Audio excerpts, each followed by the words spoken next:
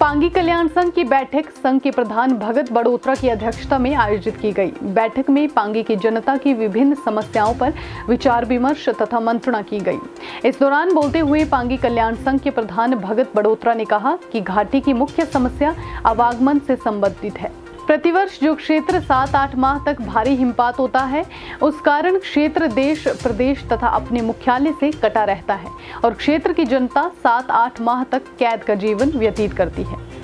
उन क्षेत्रों का विकास कैसे हो, इस पर चर्चा की गई। इस दौरान उन्होंने सरकार से मांग करते हुए कहा कि चहली पास टनल की दिशा में कदम उठाए जाएं ताकि क्षेत्र की समस्या को पूर्ण रूप से हल किया जा सके। मैं भगत बड़ोत्रा, अध्यक्ष पांगी कल्याण संघ चंबा इकाई। तो आज हमारी 3 महीने के बाद त्रैमासिक मीटिंग का आयोजन किया गया, जिसमें पांगी कल्याण संघ के कार्यकारिणी सभी सदस्य इसमें मौजूद रहे। ये मीटिंग विशेषतर से अभी सर्दियों का मौसम शुरू होने वाला है, तो उससे पहले बहुत ही जरूरी थी। काफ़ी समय से हमारी मीटिंग हो नहीं पाई थी क्योंकि हमारे लोग ज़्यादातर पांगी में रहते हैं गर्मियों के मौसम में। अच्छा, तो इसमें हमने 3 मुद्दों को मेन तरीके से कवर किया हुआ है। उसमें सबसे पहला मुद्दा हमारा जो चेहनी पास सुरंग का रहता है, वो सरकार से हम पिछले 52 सालों से डिमांड कर रहे हैं कि चेहनी के नीचे हमारे को टनल दी जाए।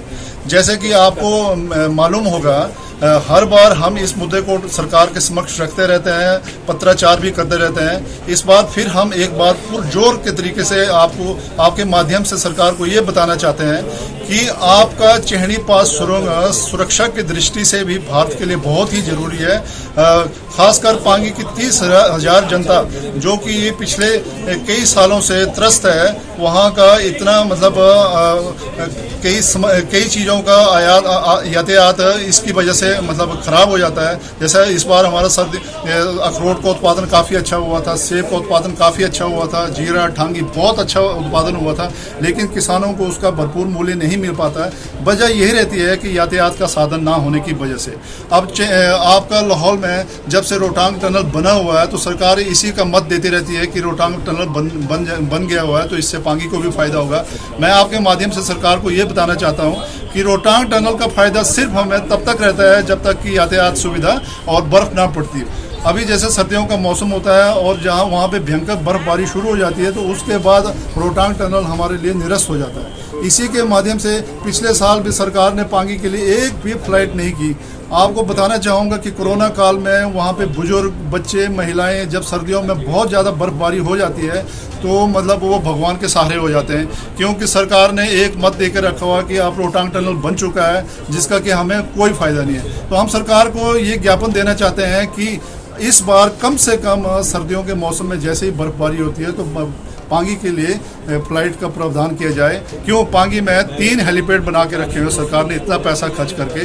आपका दरवास में हेलीपैड है, आपका किलाड़ में हेलीपैड है, आपका अजोग में हेलीपैड है, आपका साच में हेलीपैड है, लेकिन चारों के चारों हेलीपैड खाली हाथी बन के पड़े हुए हैं, जिनका कोई फायदा नहीं है। तो हम सरकार को बोलना चाहते हैं कि सर्दियों का मौसम अब शुरू हो चुका है, जैसे ही भारी बर्फबारी होगी तो आप कम से कम किलाड़ या साच के लिए फ्लाइट का प्रावधान करें। तीसरा हमारे सबसे मुख्य मुद्दा यह है कि पिछले 50-60 सालों से पांगी जो है वो विधानसभा क्षेत्र बरमौर के साथ अटैच करके रखा हुआ है, जहां का एमएलए साल में 3 या 4 टूर करता है, जो कि पांगी के लिए ना के काबिल है ना, जिसकी वजह से हमारी आवाज़ दूर तक नहीं पहुंच पाती है। वहाँ के लोग बुरी तरह से त्रस्त हैं, उन्हें मतलब प्रतिनिधित्व की बहुत कमी है। तो हमने सरकार से ये डिमांड रखी हुई है कि 2026 में हमने इसके लिए पत्राचार किया हुआ था आयुक्त चुनाव आयोग को, तो उन्होंने हमें ज्ञापन दिया हुआ है कि 2026 में डिलिमिटेशन बोर्ड बनेगा, उसके समक्ष जब आप अपना ये डिमांड रख सकते हैं। तो हम 2026 तक चलो सरकार को इसके बारे में आगाह करते रहते हैं कि 2026 में जैसे डिलिमिटेशन बोर्ड बने तो पांगी वालों को उसका अधिकार मिले।